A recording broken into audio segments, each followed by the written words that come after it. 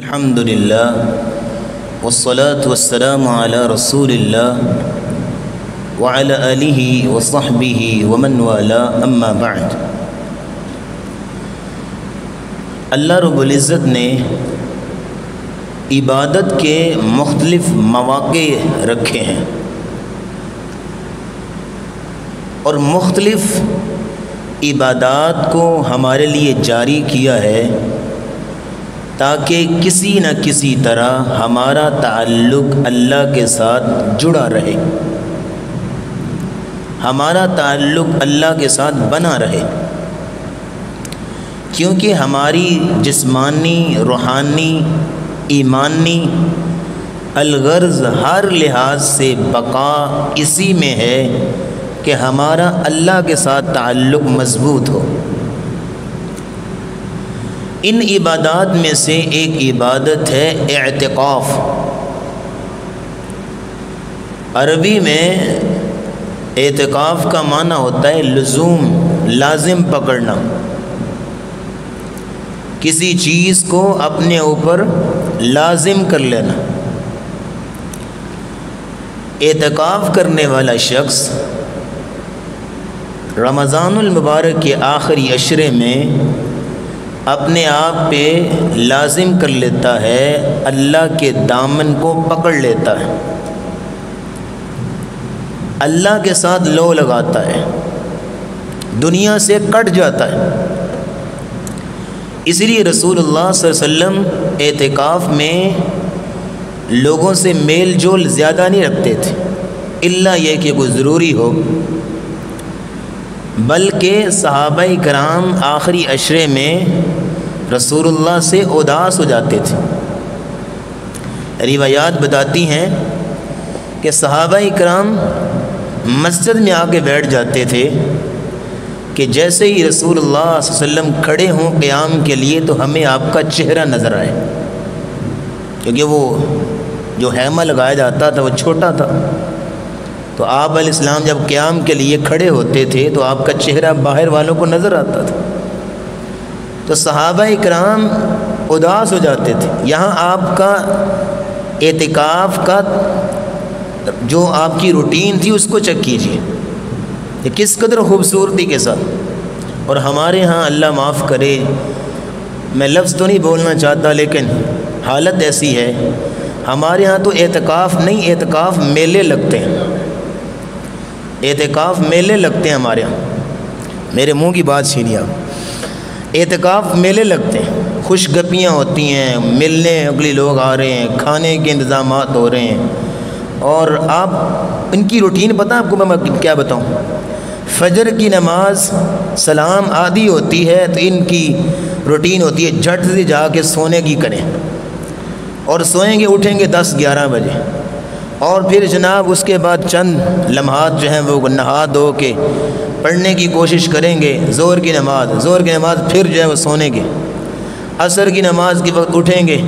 تو ادھر گھوم ادھر گھوم، مسجد کے اس کونے میں کھڑا ہو، اس کونے میں کھڑا ہو، وہاں مسواک لے کے کھڑے ہو۔ مغرب کی نماز ہوئی تو افطاری کی، اس کے بعد ملنے کے لیے آگے، کوئی ادھر سے شربت آ رہا ہے، کہیں سے قہوہ آ رہا ہے، کوئی ادھر سے چیزیں آ رہی ہیں، لو اعتکاف ہے۔ اور تراویح میں بڑی مشکل سے، اور تراویح کے بعد فوراً پھر سو رہے ہیں، یہ اعتکاف نہیں ہے۔ اعتکاف کا مقصد سونا نہیں ہے، اعتکاف کا مقصد جو ہے وہ کھانا نہیں ہے، یہ بھی ایک ضرورت ہے انسان کی، لیکن اعتکاف کا اصل مقصد کہ آپ دنیا سے کٹ کے اللہ کے ساتھ لو لگائیں، آپ دنیا سے رابطے منقطع ہو جاتے ہیں، اور یہ ایک موقع ملتا ہے انسان کو اللہ کے ساتھ لو لگانے کا، کیونکہ گھر میں ظاہر بات ہے 100 کام ہوتے ہیں، اتنی اس انداز سے عبادت نہیں ہو سکتی۔ گھر میں ہوں گے موبائل پہ کبھی کسی کی کال آ گئی، کبھی کسی کا نوٹیفیکیشن آ گیا، تو اعتکاف میں ہوں گے تو سب کو پتہ ہے کہ اعتکاف میں اس کو کچھ نہیں کرنا، تو کال بھی نہیں کرتے اس کو، تو ایک اس کو ایک موقع مل جاتا ہے سیپریٹ ہونے کا، اللہ کے ساتھ ایک تعلق جو ہے وہ بنانے کا اور اللہ کے ساتھ لو لگانے کا۔ اعتکاف کی 3 قسمیں بنیادی طور پر۔ پہلی قسم اعتکاف فرض، جو فرض اعتکاف ہے یہ وہ ہے جو انسان اپنے اوپر لازم کر لیتا ہے، یا کوئی نظر مانتا ہے کہ میں اللہ میرا فلاں کام کر دے تو میں اعتکاف کروں گا، یہ ہوتا ہے اعتکاف فرض، کہ اس میں نظر مانی تھی، اب نظر پوری کرنا فرض ہے۔ ایک ہوتا ہے اعتکاف سنت، جو سنت اعتکاف رسول اللہ کی کہ آپ آخری عشرے میں اعتکاف کیا کرتے تھے، اور آپ علیہ السلام اس قدر اہتمام کرتے کہ آپ کا ایک دفعہ اعتکاف رہ گیا رمضان کا،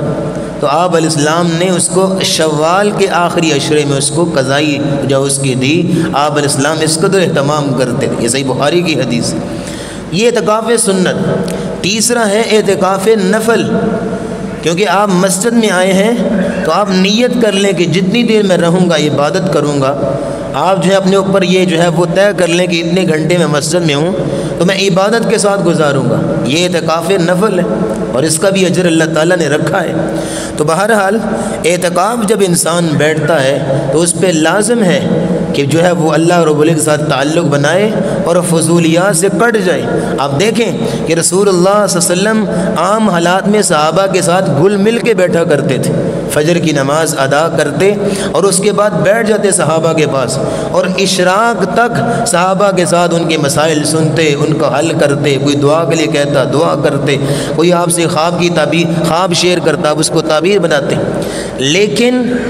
اعتکاف میں رسول اللہ صلی اللہ علیہ وسلم یہ سارا میل جول بند کر دیتے تھے، ہاں اللہ یہ کہ کوئی بامری مجبوری ہو تو آپ پھر کسی کے ساتھ ملا جلا کرتے تھے۔ تو اعتکاف کل انشاءاللہ شروع ہو رہا ہے، انشاءاللہ اللہ رب العزت جو اعتکاف بیٹھ رہے ہیں ان کا اعتکاف قبول فرمائے۔ یہاں ہم انشاءاللہ العزیز جو ہے وہ اہتمام کریں گے اس کا۔ کل چونکہ 20واں روزہ ہے تو آپ کو پتہ ہے کہ 20واں جو روزہ ہوتا ہے اس نے معتکف نے مسجد میں افطار کرنا ہوتا ہے، اور وہ اس کے بعد ساری رات وہ مسجد میں گزارے گا، اپنے خیمے میں نہیں جائے گا، خیمے میں جائے گا صبح فجر کی نماز ادا کر کے، اور اس کے بعد جو اپنی عبادت میں مشغول ہو جائے گا۔